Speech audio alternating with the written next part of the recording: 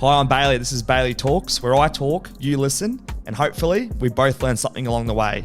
No scripts, no filters, just unique conversations. Let's see where we end up. Because you got the camo cap on. Might just hold camo it. cap, Can't even see the top of your head. Yeah. Invisible. A little bit of a hunter. Nah, I've just been, I spoke to my cousin about it. I'm like, mate, I just want to experience just one hunt, hey? Sure. And then if that brings me back for more and I learn more and more about it, I'm like, it's just something that I want to tick off the bucket list. Hunting. I know it's pretty, it can be pretty eye-opening and not easy for sure, but... It's like we as humans don't have any clue where our food comes from. True. Zero. Like none. Or even the vegans. The vegans don't, especially. Well, that kills a lot of animals too, you know what I mean? Like, And a lot of brain cells too. and a lot of brain cells. But even like out when a harvester runs through a field and just decapitates mice all day. You know, Yeah. that's pretty full on. But yeah, to take an animal's life right in front of you and then harvest its meat and stuff, that's full on. You know? And most people will never experience that. There's no way I Have you could do been that. hunting? No, I haven't. I've been with Green Tree. We were hunting-ish. We were just up at his farm and we were on a game trail and he had his bow and stuff and we were just hiding on this game trail. And Mate, if you've got a bow like that, you mean business. Like, you're not fucking around, you know? Like, there's no in It's between. You're either, like, if you own one of them, you can hunt. You know what I mean? Yeah. Well, Walking down own Walls one. End with this thing. Just bread and You milk. can just buy them. Yeah. You can just buy those. At Like, the they're shops, scary. just over the back. You can I just just buy need one that. of those from the internet. You don't need a license or anything. Yeah. Like For one of that's- these things, I feel like I need a permit. Well, that's what I'm saying. Like, Jesus. you can easily kill someone with that. Yeah. Yeah, exactly. Who's Green Tree? Is he one of your mates? Is he? So he's a world class bow hunter. True. Yeah. He's in the world of hunting, he's world renowned. Yeah, sort of. wow. Yeah. That's cool. I remember listening to him on Rogan, and I thought, because I always listen to Rogan, and then I heard the Aussie accent. I'm like, who's this bloke? Yeah. Green It Tree. was so good. Yeah, So he was- anytime he's been on, I'm like, keen as. First time he was on there, I listened because he was Australian, and he goes, "Yeah, I live in Merewether." I was like, "Oh shit, that's cool." I was like, "Okay." So I messaged him, and then we had breakfast, and that was like 8 years ago, and now we've been mates ever since. So That's we cool. catch up every couple of weeks. Good dude. Ladies and gentlemen, welcome back to the show, Bailey Talks. If you haven't already... Don't do it now, Bailey. Oh, Jesus. my goodness. I'm recovering from the flu. What an introduction. If you can't see here, ladies and gentlemen, we've got the great man Isaac Butterfield on the podcast Good to be today. here. Good to Isaac, be thanks here. for coming on, mate. No Little round worries, of mate. No applause. worries at all. Thank you. Let's set the scene, boys. Right now, we're in his dungeon downstairs at his yes. house. Set the scene. we The had sex to- dungeon. We had to take a few steps down. I just need war paint. On entry, he said, "Your pants have to come off." And I said, "Fuck, No pants. Isaac, are you sure?" He said, "Don't worry, you're safe. You're in safe hands, mate." Drink this So- and take your pants off. That's what happens in here. Mate, how's things? How you going? Thanks for coming on Mate, good. today, mate. Sorry for sniffling. No, you're right. Good. Very, very exciting to be here in my Yeah. house. I know. But no, we've been busy old year. Yep. Extremely busy. We got a young fella now, so traveling the country and the world. We've been over to America a couple of times this year, and traveling the world with him has been really cool. Yeah. And we just met the lovely Claire as well. The best. She's a gun. We have our own podcast we do in here, and she's hilarious. Like Mate. she could be a comic easy. Well, she brought up that this was a porn star room. Yeah, well, it is. That It was does. her And joke. the straight studio up, lights you and know all what that I type of mean? stuff. Casting couch. She's written some of the most horrendous jokes that I've ever told on stage. She's a beast with that type of stuff. But It must be nice having someone in your corner who you can have a laugh with, who's got your back, who's giving you ideas. Like, does that make a difference for you? Like, yeah. Well, she as any good partner does, sticks by me by anything. But also is just so tuned in to how the world of online entertainment and stand up works. So she's been through it with me through it all since I was an open mic comedian. She was my first fan, actually. Yep. We met at King Street Macca's. this is a good one. You're kidding. We met at King Street Macca's in 10 years ago. Yep. And she said to me, "Oh, you're that comedian." And I was like, "Yeah, I am." Obviously. Because I had posted, we went to school together, and she was 2 years below me. Yep. Primary school, high school, and preschool. Yeah, wow. Yeah. So we lived around the corner from each other. I didn't know her. And she saw me post on my personal Facebook page this video that I had filmed at the Oriental Hotel. Yep. In I don't know what year it was, but just of me doing a set there, and she liked it, and then we went on a date and all that type of stuff, and yeah. So it's almost like you knew each other for so long, but you didn't actually. It's like you went to school together, lived around the corner, and then she hit you up at Macca's. King Street Macca's. Well, one of my mates, Jark, would hit her up. Yeah, right. And Jark was like, think of your loosest unit mate. Yep. That's him. Yeah, that's times Jark. about 4. That's he's, Jark He's a times full-on 4. human.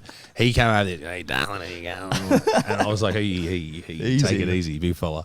But yeah, no, we were in Kingers, and we walked out, and we ran into Claire, and now we have a baby. Yeah, right. And there's a lot less King Street visits now, I guess. having Mate, a kid. I've been to King Street, I reckon, once in fucking 5, 7, 8 years. Yeah, right. It's a deplorable venue. Oh, mate. I loved it. For sure. When I was a young fella, loved it. Loved Kingers. I don't know if you guys grew up here, but when I grew up here and I turned 18, Fanny's was still a thing. Yeah. Funnies. And it was So amazing. Your mum used to go out, I think. Yeah. Yeah. So I date. That's a bit of a weird. You're probably sitting there going, Maybe she does. I don't know. How the fuck does he know that? I date Blake's sister. So Okay, that's why. okay. I don't just know his mum from Great Fanny's. clarification. Yeah. Not No, that that's you were fine. judged, Good you know, on not us. that you were judged. No, Fanny's was great. It was What known. was the old Fanny's? What is Isn't that where Argyle was? Yeah. So the Argyle, is that now? Is that still a thing? Yeah. Or I think they just shut. They're not. Oh, really? Yeah, I'm pretty sure they're shutting Yeah. down. But yeah, it's been there. I don't know. It never got to like that status. I don't reckon what Finny's was, and then Fanny's. Fanny's same thing. same thing. Yeah, Fanny's. Fanny's. but yeah, I think it's shutting down now. Mate, it was a great joint, and it was known as just just awful, but great at the very same time. And they're always the best venues. The ones that are the most fucked, but they're always the funnest. My old local, the Ocean View Hotel in Dudley, it used to Yep. be like that. It was dark and dingy, and it had all like posters all over the wall. And then they painted it, and it just lost this feel inside. Character, yeah. Well, you're a local Dudley man. Oh, really? There you go. What's that now? Is that the Great North? The No, still the OV. There's one across Righto. the road as well. that they Yeah, changed right. the name of recently. Are you talking about the Royal Crown or the one across the road? The Royal Crown is now the Royal Amber. What? I don't know why. I didn't know that. Dudley's a great area for a beer. eh? It is a great All spot. around here is lovely, mate. Before I run into, look, I've got achievements as a dot point for you, mate, because you've got You got achievement. You've got quite a few achievements. But before I agree. I run into that and what you've done over the last 5-10 years, Yeah. I want to ask about you from the beginning, how you found your love for comedy, when you did your first show. Can you talk me through when you found your love for being a comedian? What were you doing early days? What were you like at school? Were you the class clown or? Yeah, I was. I was a fat, unattractive little shit. Not much has changed. Yeah. Post Christmas, particularly. Yeah. No, mate. I was just. That's how I made friends. I was a fat kid, and that's how I made friends. You know, so making jokes and all that type of stuff.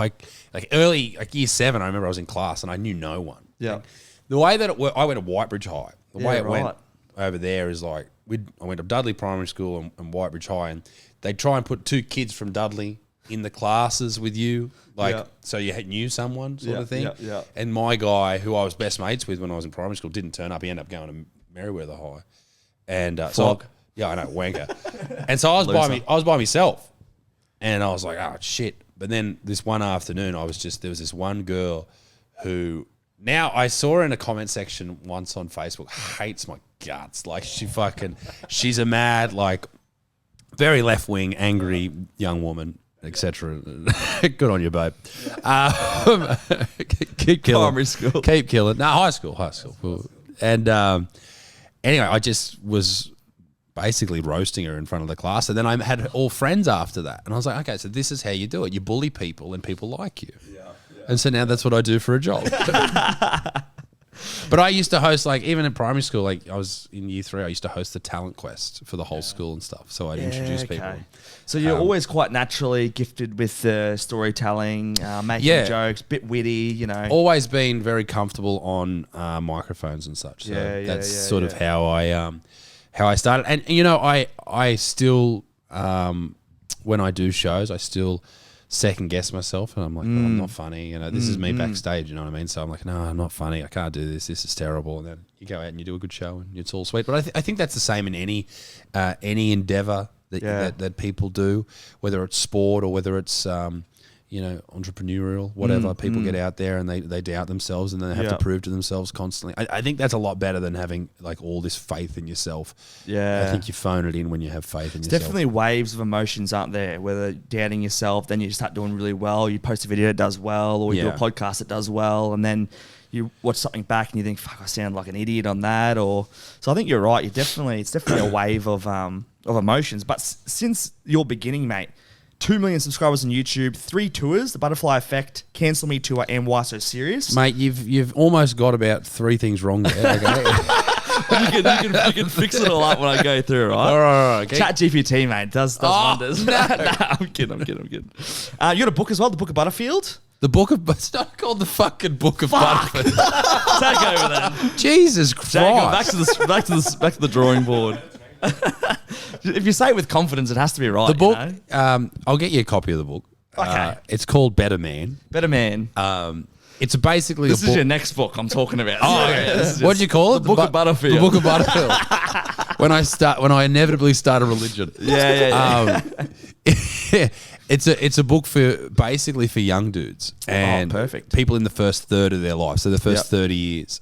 And I'm by no means an expert, and I haven't nailed my life, and I haven't done all these things particularly well. But I found a lot of young dudes get completely lost. They don't know who they are. They don't know where they're going. They battle these invisible illnesses like mental health problems, and this book is for people like that. And it is. It's not just it's not like it's a self-help book. It talks about a lot of different things about how I became successful in stand-up and stuff like that as well, and all those type of things. But what it is it's for young, not just for young dudes. I feel like anyone can benefit from it, but for someone sitting down feeling a bit lost up, particularly after they've finished school, or maybe they've left their first job, they've been in the job for about 5 or 6 years, they're mid-20s, like, fuck, what do I do here? Maybe a relationship's broken down, they're trying to work out what went wrong. There's a whole chapter on it's called Marry Your Best Friend, about how to not fuck up a relationship, and stuff like that. So the book was something I'm extremely proud of, and I wrote it. A lot of people are like, why are you writing a book? You don't know, you haven't done this, you haven't, whatever. But it is just sort of ramblings of a madman who's lived an interesting first third of his life, and that's all it is. What's the feedback been like from that? The best feedback I got was from the publishers, and they said, when they read it, they go, we didn't know what to expect, but it wasn't shit. So I was like, hey, that's feedback. That's great. Well, I'm not an author, you know No, what I no, mean? no. So like, and people, like even my old man was like, I'm not reading your book. You don't read books. I was like, I do fucking read books, dickhead. So that it did really well, and to sort of work out whether or not it did well, you have to you look at the sales and stuff. And I was really happy with the sales. It's not like it sold hundreds of thousands of copies, but it sold enough, and they're all individual people who perhaps it helped or perhaps it influenced in a positive way. So we'll see. But I get a lot of good feedback, and a lot of people are like, okay, and that's something I needed at this point in my life, and thanks for writing it, and yeah. Are there any books that you can kind of take inspiration from when it came to what you wanted to put into a book that you authored? Maybe not what I wanted to put into the book, but the Takings?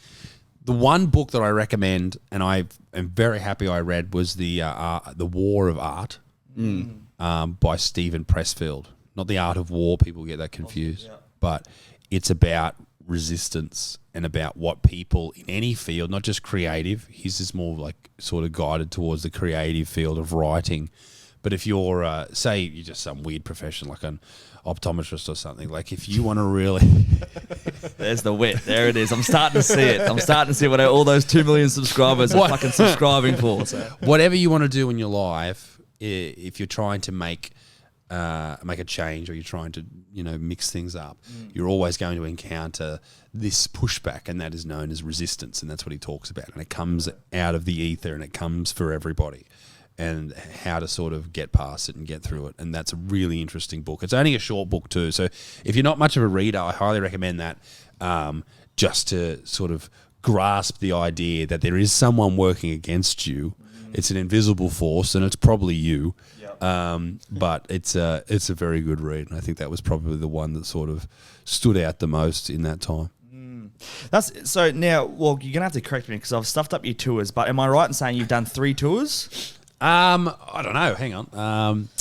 3 or maybe 4. 4 tours. I think I just finished my 4th Australian tour. Okay. Let's. Yeah, do you sure. mind if we run through a bit about your tours and how that's Yeah, been, sure. what that experience has been like, what you've learnt, challenges, what you've overcome? Yeah. The highs, the lows.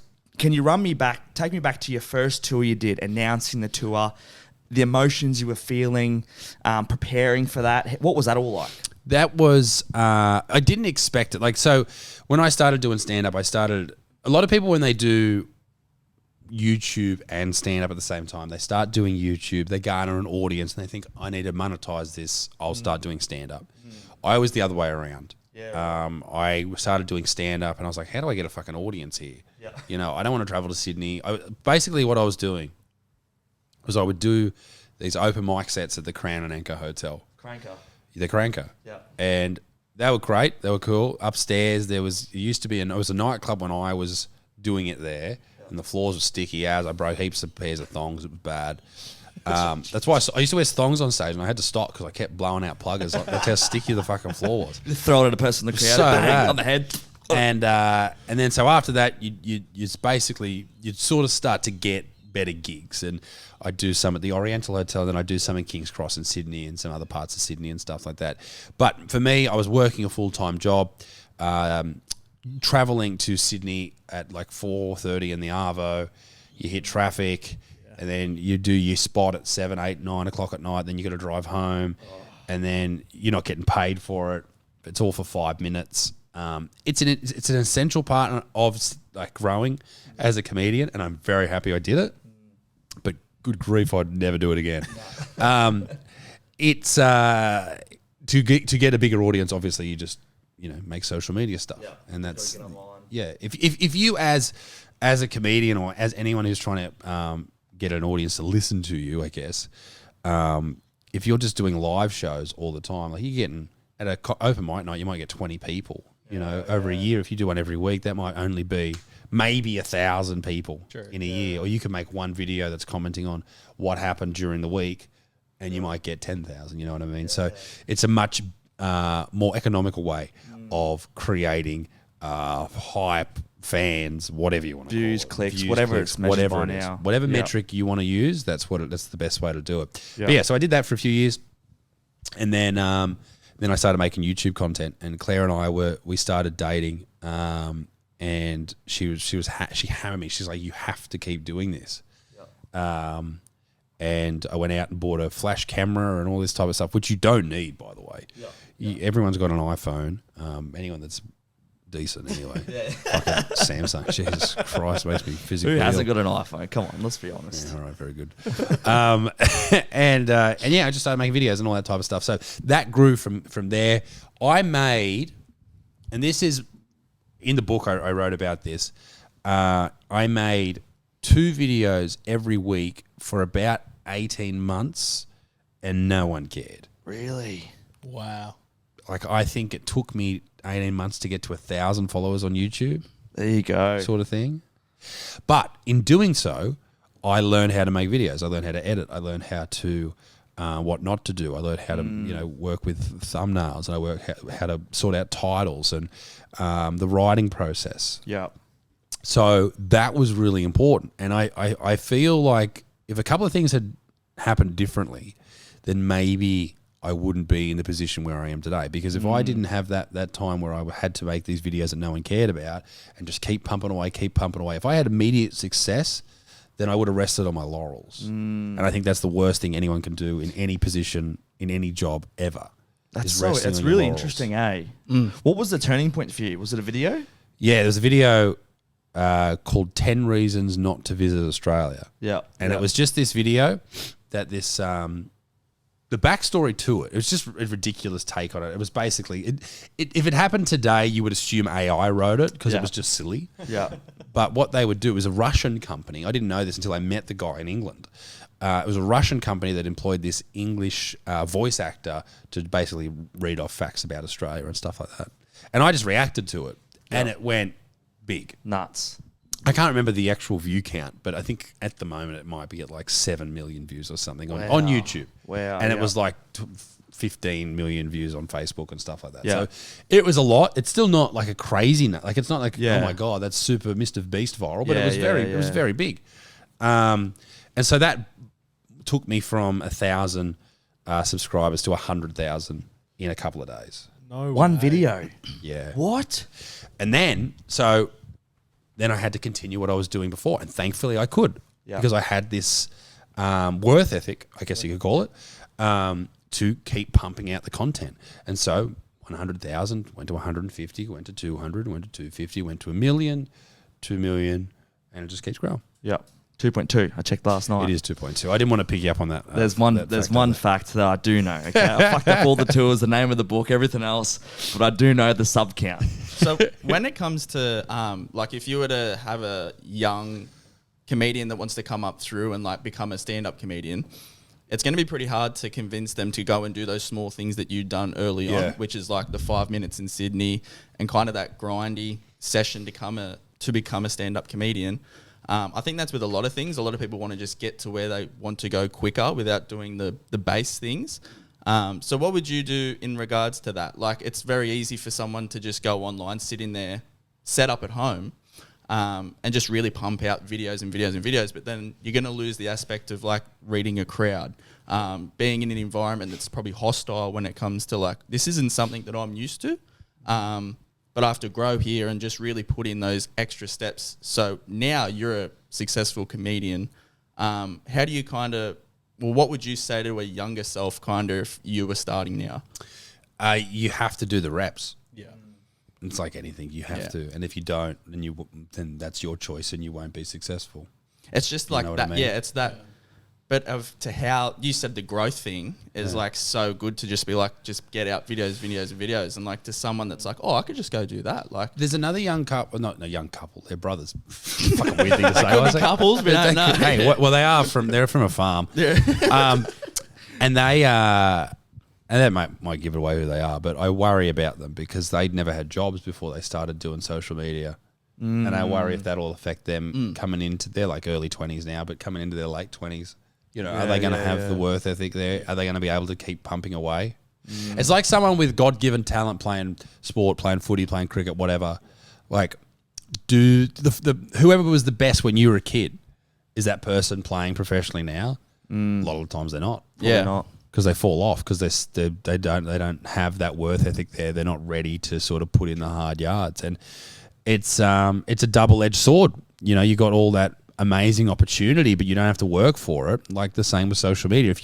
If you make a video and it's just in your lounge room and stuff like that, like it's a little bit of work. But I see a lot of social media people talk about, I'm working so hard. It's like, fuck off. No, you're not. Shut your fucking mouth, okay? Yeah. You're not digging holes. You're not fucking laying tiles. Like, shut the fuck up, all right? No one cares. Yeah. Like, literally, you are the most painful human alive. And I always go back to, thank Christ I worked in shit jobs. I was digging holes and I was installing fucking shower screens and I was...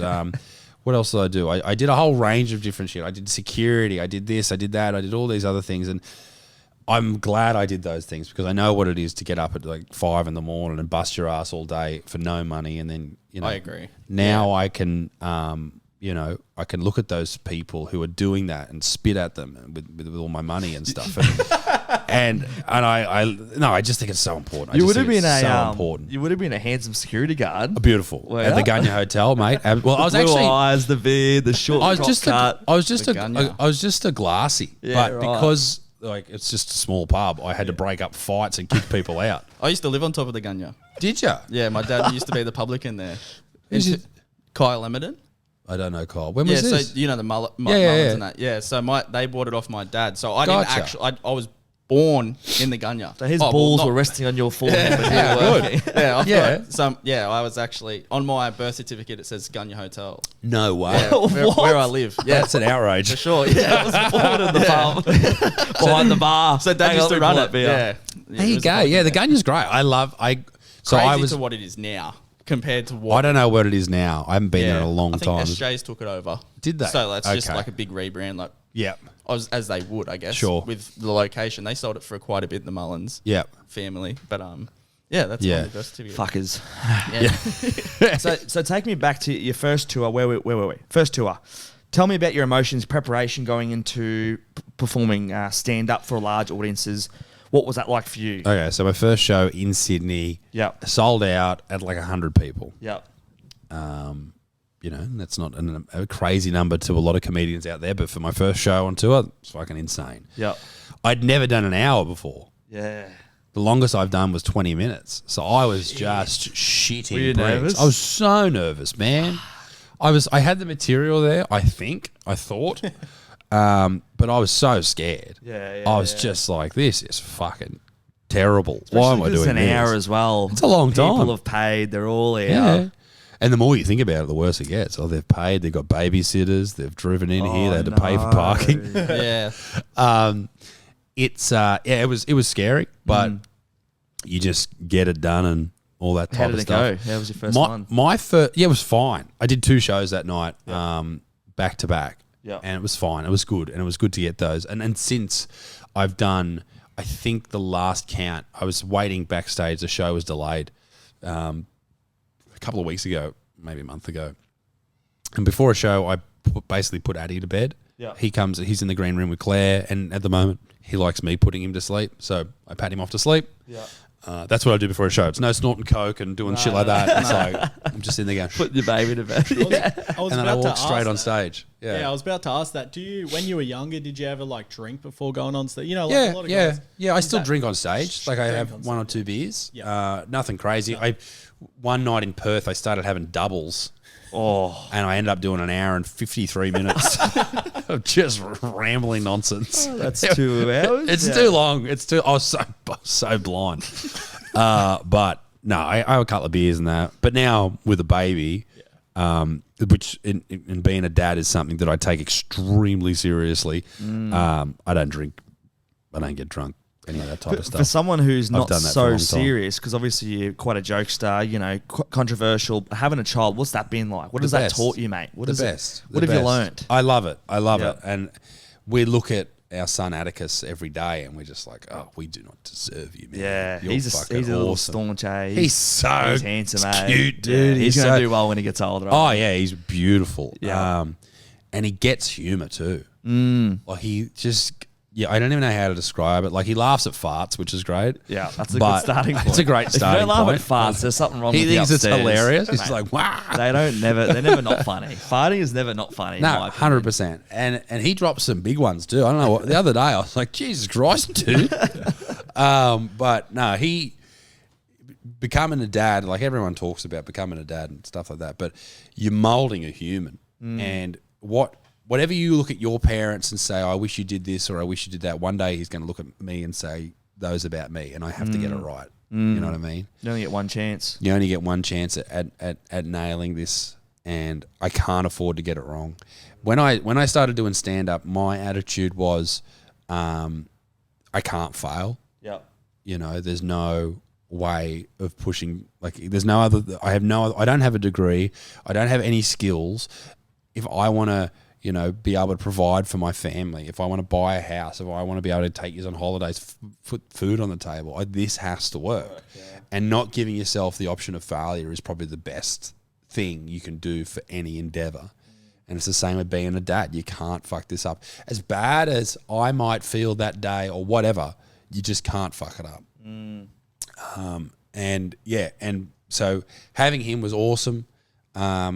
It feels weird though. It feels weird to have a baby. Yeah. You know what I mean? Like it's, I feel when when you get married or when you get engaged or whatever, these are all like steps in your life where you're like, oh, I don't know if I'm ready for this. Like this, that's like an old person thing to do. I'm too young for this. Yeah. But you just do it and you realize that everyone that's done it before you has done the exact same thing. They're just like, okay, fuck it, here we go. The next chapter. It's like the missus putting the pressure on me. When's the ring coming? When's the engagement coming? I'm thinking, I'm not ready, mate. Yeah. I'm not ready. But like you said, it's one of those things. How old are you, Bailey? 26.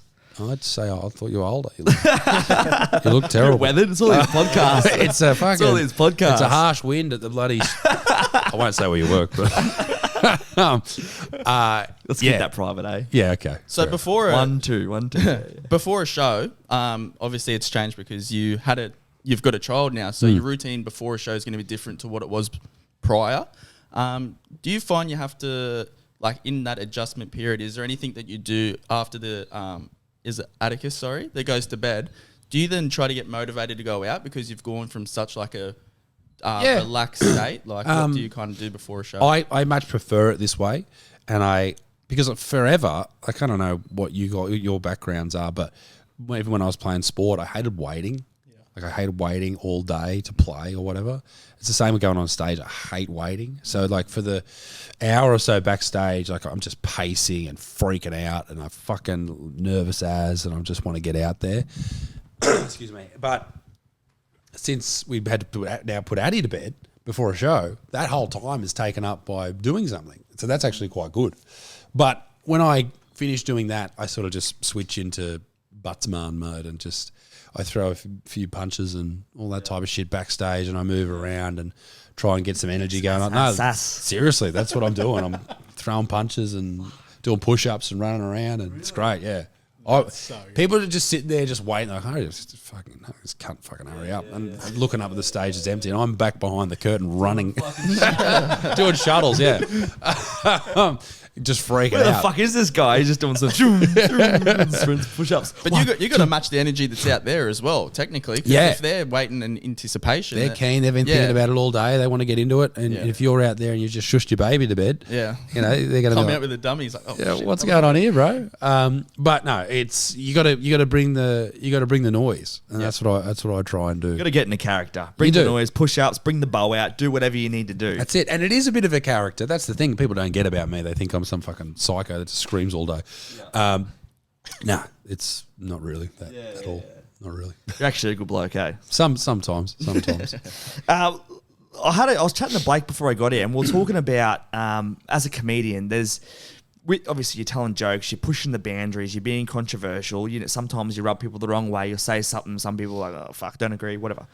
We were talking about on the trip here about how where do you draw the line in the sand with how far you can take a joke or how far you can take something as to becoming disrespectful or rude or offensive versus being funny?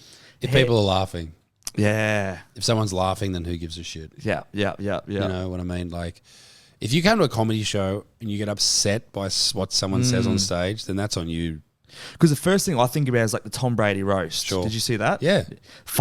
I thought it was epic. I thought it was unbelievable. Netflix highest performing anything ever. Yeah. But most views ever. The backlash from that, there was a lot of people who were coming out saying some of the shit that was said that was too far or offensive but like Bailey, you just said. Fuck them. Yeah, true. Fuck them.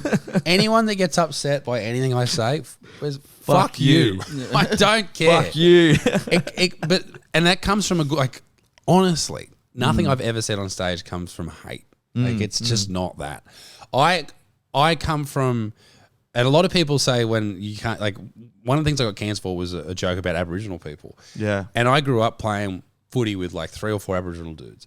And we would all take the piss out of each other. Yeah. And that's what I'm bringing to the stage. Yeah. Like, you're a white dog, yada, yada, yada. Yeah. And I'd say something.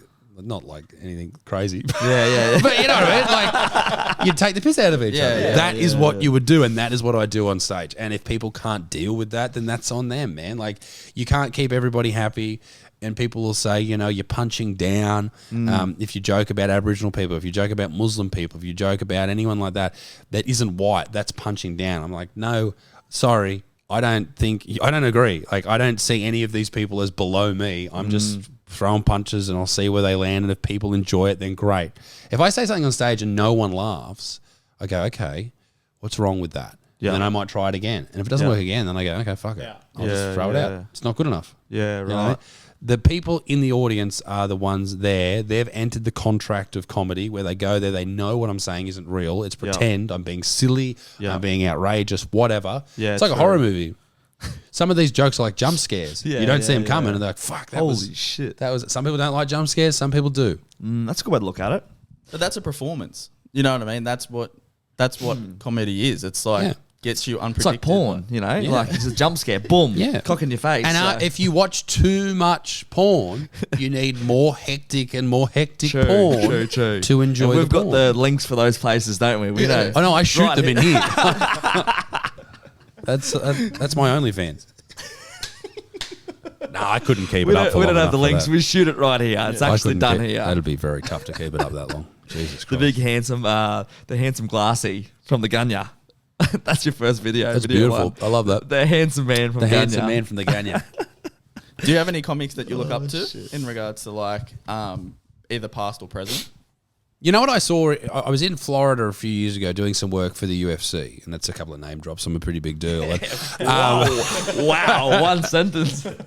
And they were in Jacksonville, and I saw Rogan and Tony Hinchcliffe and Hans Kim. They did a show, and I was coming off the back of, I don't know, not being cancelled or something, but that was in the back of my mind watching this show.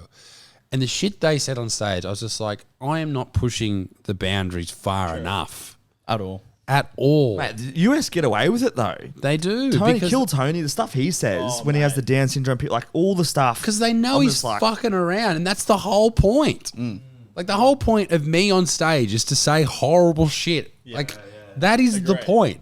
If you don't like that, then go and see one of the comics that's on fucking Channel 10's The Project and go and have a little giggle, you fucking child. I agree. Go and do that. If you want to go out and see horrible shit, then come and see me, all right? People want to go out and get offended though. Like They do. like, That's what I hate like. this guy because like you shouldn't say that. And Right, then I'm yeah, going to yeah. use my voice to be like, yeah, this guy said this. It's like, who gives a fuck? You know, like Mate. it's just an absolute And cesspit for it is. offensive at the Pe- moment. People like, love that shit. yeah. They love being offended. They love being angry. It gives them something to Victim. focus on and all that type of stuff. And that it is what it is. Have you had any crazy like stories with hecklers or like people? Have you had anything too loose? Nah, not really. Like, people yell shit out and stuff like that, and that's fine. I like that. It's fun for me because I do so many shows. It's like, that's the difference between last night's show and tonight's show. Yeah, some guy screamed some shit out at me last night. Yeah. Well, actually, probably the weirdest one was I started a show up in. Where does anyone know where the Alpha Blokes film their podcast? I did their podcast up there. No, it's further north. Yeah. Yeah, it's up fucking. No, Gympie? Maybe? No, it's further up than Gympie. Anyway, up in God knows where. Some shithole. And I did the show. This was the year before I did the last show there. Anyway, and I get on stage, and it's a weird pub and all that type of stuff. And there's no fucking theatres up there. And I'm on this weird stage, and, you know, please make welcome Isaac. I come on stage, round of applause, and this guy just like, my best mate killed himself this week. Like, stood up, blind drunk, and I went to his funeral today. And I was like, I was like, oh no! Yeah. And the whole room's just like, Yeah. shit. I was like, fucking. Did you make a joke out of it? I was gonna say, did you fucking? I can't remember what I said off the top of my head, but it was something like, But that's you like- should follow suit. Yeah. Something like that. Something very humorous.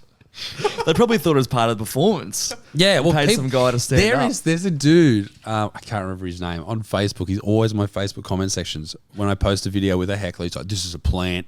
This is a paid heckler. It's like, dude. What? No, it's not.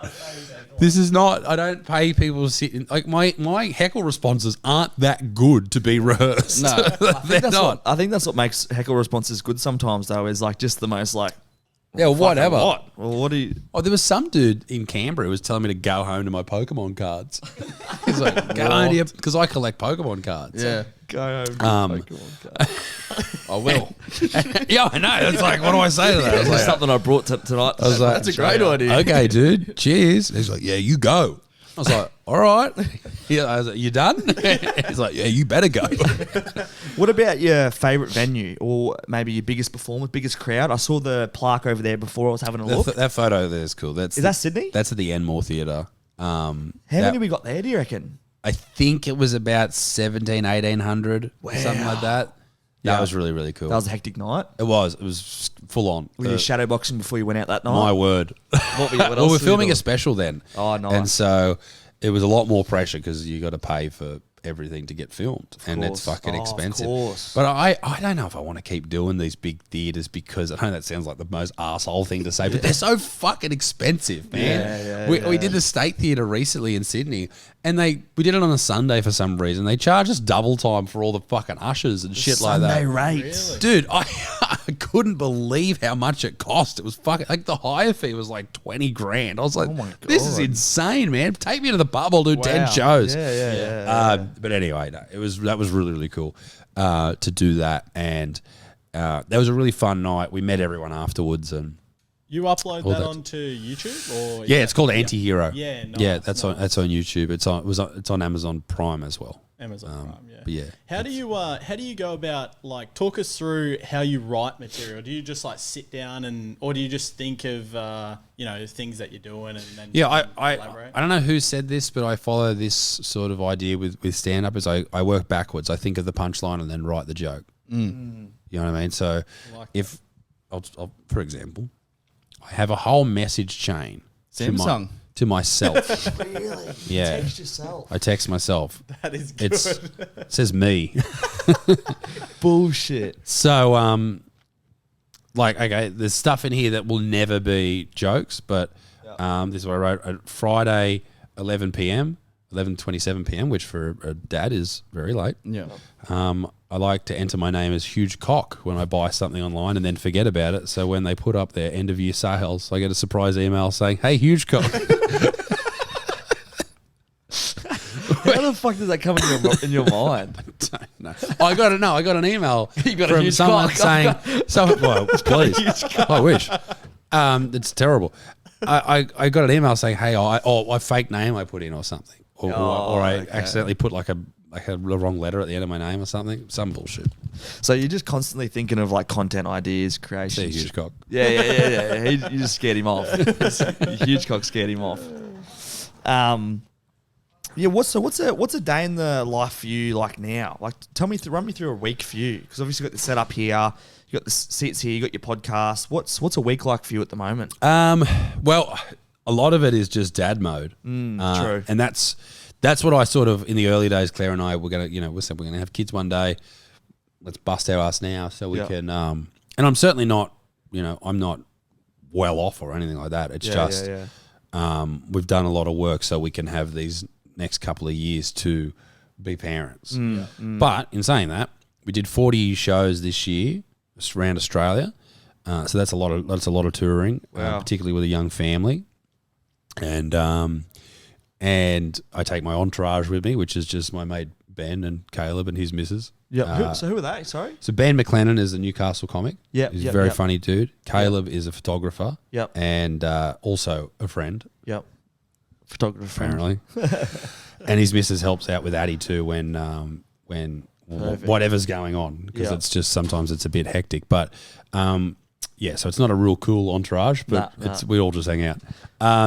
And so tour around the country doing all that type of stuff. So 41 shows ish, I think it was, and every day. And on the other side of that is a day of travel getting there, and another day traveling home. So it's a lot of days of travel throughout the year. So throughout the year, there's a lot of that. And then Mondays, I like to record 2 videos. Yep. Tuesdays, I record usually 1. Yep. Wednesdays, Claire and I do the Mum and Dad Show, which is our podcast. And then in between all that, I write.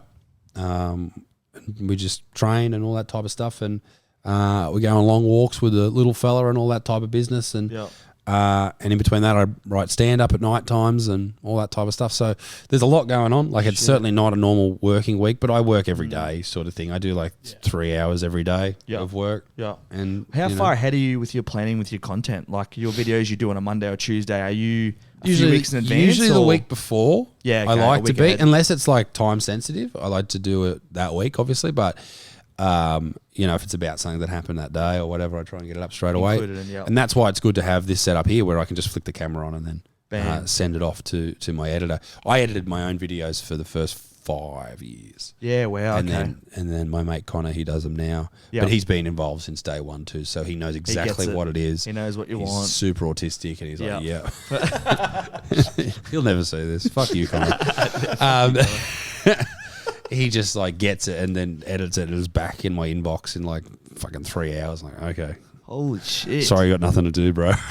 Jacob, I thought you were good, mate. You're nearly 4 hours for Jacob, 3 hours.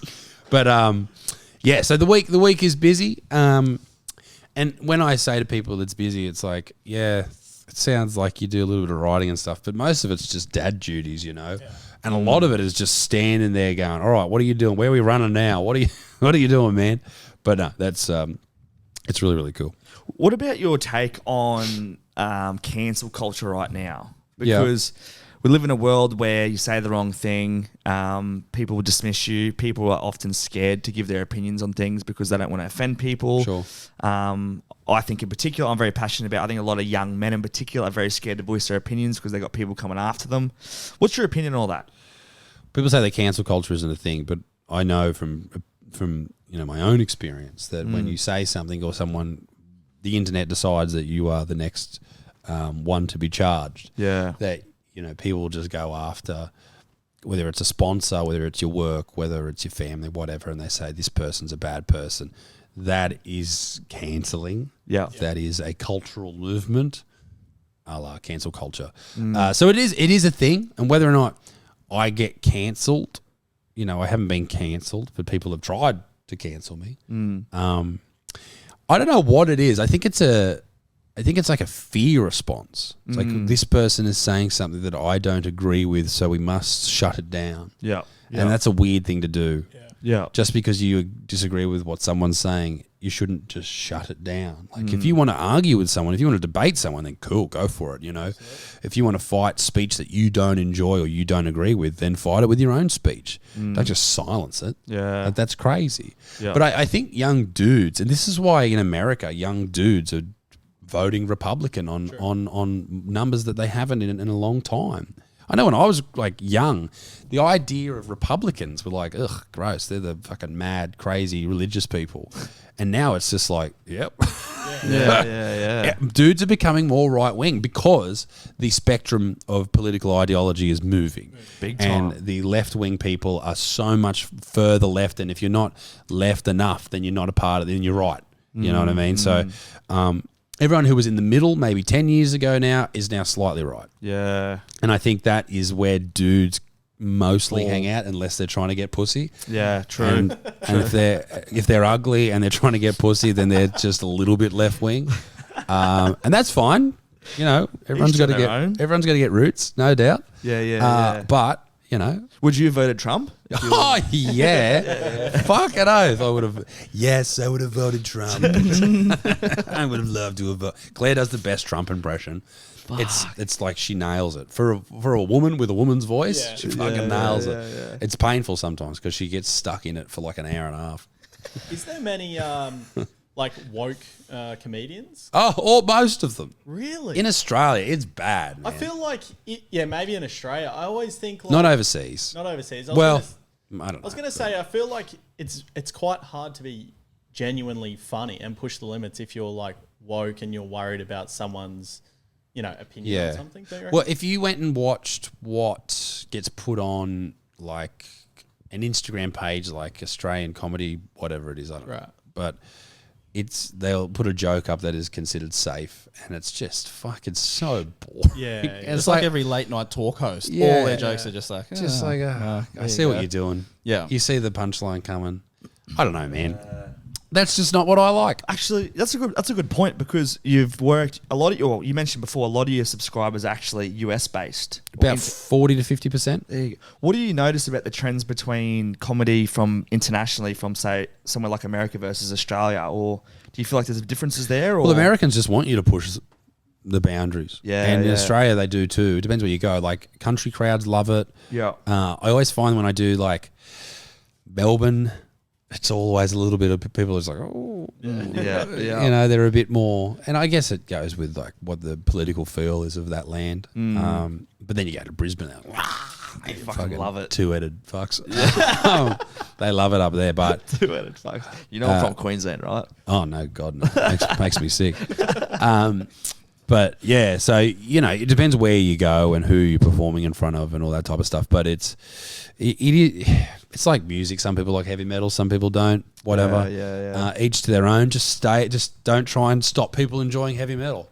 Who'd be your top 3 favorite comedians of all time? When I was growing up, I loved Billy Connolly. Yeah. And when I was older, Jim Jeffries. Yeah. But I don't watch a lot of stand up. Jim Jeffries is like the puppet looking guy. Looks like a ghost. Is he like? Sure. No, that's Jimmy Carr. Oh fuck. The puppet. I don't know. Who's Jimmy Jeffries? Jimmy Jeffries. He's a great guy. He's an Australian guy. Yeah. Right. Jim Jeffries, not Jimmy Jeffries. Jimmy. Jimmy. You're watching. Big bad Jimmy, shout out. He's an Australian guy who very, very well. He did I guess maybe the one he's most known, the bit that he's most known for is a gun control bit he did in one of his specials a few years ago.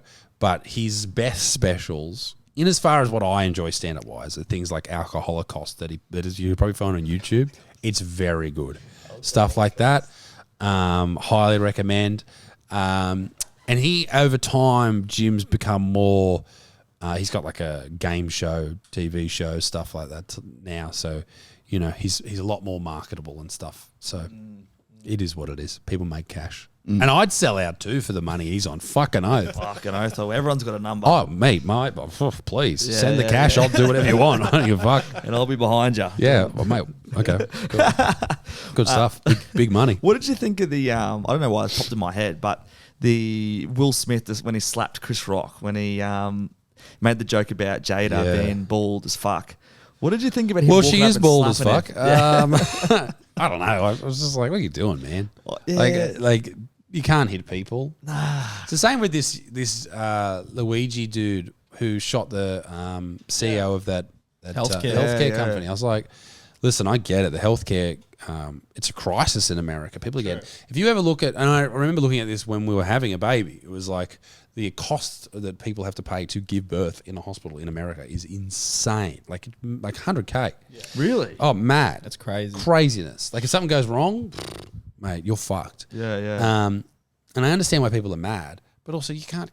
There's so many people celebrating it, but you can't kill people. You know what I mean? You can't slap people in public. Just keep your hands and your feet to yourself. It's pretty simple. I just thought it was a big moment, well, in my opinion, for a lot of comedians, having someone who was performing and testing the waters with their jokes and getting publicly humiliated physically was like, for me, I was like... Well, it could have gone one or two ways, couldn't it? Yeah. It could have been like open the gates for people to just attack comics. I mean, Exactly. Dave Chappelle had someone come up and attack him and that type of stuff. I have security wherever I go, sort of thing, do shows and that type of stuff. They do. I won't say who they do, but it's like they do a giant sports company. Yeah. This is the security mob. They do a royal family that travels, and they do me. No way. So like they do some real full on stuff, and then they're just standing with me like, oh, I hope no vegans. A royal family. But they're all very, very nice dudes. So you got to have that type of stuff there. But anyone comes on stage, I'll kick you in the fucking head. Yeah. I did 1 year of fucking Muay Thai. You're gone. It's over, bro.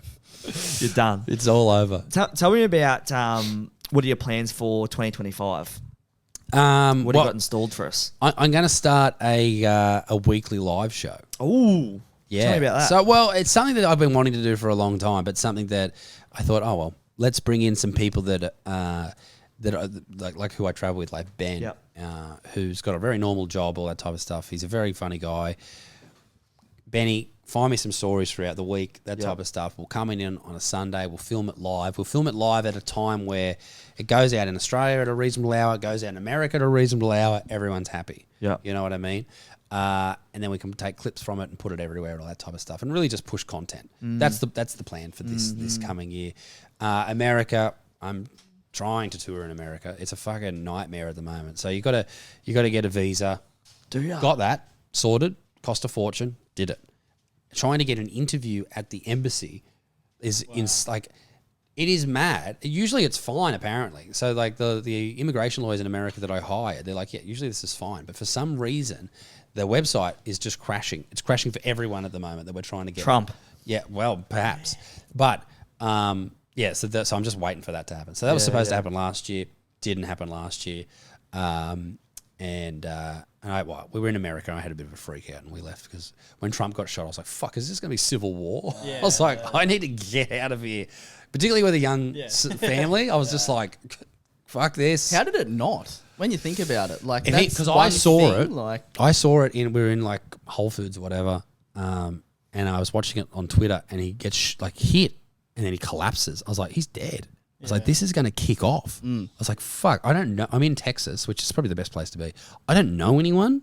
I don't know anyone enough to go over to their house. I'm in an Airbnb. I got a fan. Like, what the fuck am I going to do? So I was an anxious wreck and I was just like, we got to get. So we left the next night. And then the flight was packed too. So I think a lot of people were just like, let's get out of here. Or just other immigrants just fucking taking a trip over to Australia anyway. Like, mate, yeah, sure. Why not? Straight from Mexico. But yeah, so we left then. We were supposed to do the tour last year, but with the immigration stuff, it just didn't, for whatever reason. But that will be this year, hopefully, perhaps later in the year, and the live stuff and all that type of stuff. So, yeah. You're still going to do a fair few shows in Australia? You're still planning on... Well, we'd like to give it 18 months or so between shows because you don't want to just sort of annoy everyone. But we'll do some in cities, like I think we're doing like Shepparton and stuff like that, and just little towns and that type of business just to keep the... Do you go back keep to making places? Do you go back to places you've been before that did well, or invite you back and things like that? Yeah, my second tour in Australia, we did 9. Well, not just Australia. We did 7 different countries. Yeah, I think maybe not 7. Whatever. We did 96 shows in a year, so there's a lot of different places. And this year it was like 41 or whatever, type of stuff. So we did all those, and we'll do some more this year. Do the States. Got a special coming out at some point. So that was filmed about a month ago. Yeah. Filmed the special. The best special I've done. So Where was that done? Filmed? The State Theatre in Sydney. Yeah, awesome. It's this beautiful venue. So I'm really looking forward to getting that out. Yeah. I don't know where it'll be out yet. We're trying to talk some people around. Yeah. But it'll be really cool. Yeah. And it's the best special I've done. It's the most offensive special I've done. So I'm really pumped to see that come out. That's so good, mate. Well, I can't wait to watch that. Thanks, bro. Final question for you before we wrap it up. It's been nearly an hour. And I ask this to a lot of people I try and get on, even I chat to the boys about it as well. But in terms of like your legacy and not necessarily who you want to be remembered as, but what do you sort of want to leave? What mark do you want to leave behind as Isaac Butterfield? As long as my wife and son look up to me, I don't care. Yeah. Great answer. That's nice. You know what I mean? Like, fuck everybody else. Yeah. Yeah. I love that. Because you can't change people's opinion of you. They'll always like you or hate you. Yeah. Just focus on the people in your own vicinity and try and make their lives as happy as possible and look after them. That's great. Good answer. Boys, anything to add? I think just with clarification for the Dudley for the Dudley pub. Oh. I think a little girl, just like family from Dudley, I think she passed away, Amber. So fucking cut that out. Yeah. No, but I just wanted to say, like, in relation to, like, because I have you have family and friends in Dudley probably. Yeah, my family lives there. Well, there you go. So I think that could be the reason for the name change. Okay. So I just looked it up and wanted to clarify that, just because I got some friends in that. So I was like, oh, there you go. Please cut that out. That's going to be a clickbait. that line. No, well, that's not good. No. But thanks very much for inviting us over, Isaac, and thanks for having us, and thanks for being on the show, mate. It's been good fun. Not too long, which is good. Keep everyone engaged, but also cool to hear about your story and what you're doing with stand up. and what's to come too. Being a bro. new dad. Thanks, mate. So awesome to hear that sort of stuff. I know that's something that I'm particularly interested in, and hopefully you guys are too. But we'll see you guys next week. This has been episode 15 of Bailey Talks. Hopefully see you guys around. Otherwise, take care. Have fun. Peace. Hey, cool. Bam. Bada ding, bada boom. Thanks, bro.